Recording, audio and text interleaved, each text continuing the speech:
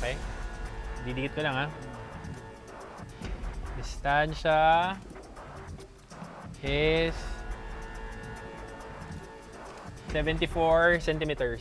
Sa kauna-unahang televised punch test na gagawin kay Manny Pacquiao, gagamitin ang high-speed motion capture technology para malaman kung gaano nga ba kalakas ang suntok ng ating pambansang kamao sa isang ordinaryong araw.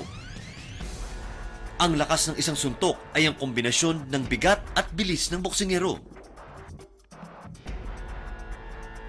Tinimbang si Pacman at sinukat ang distansya ng kanyang suntok.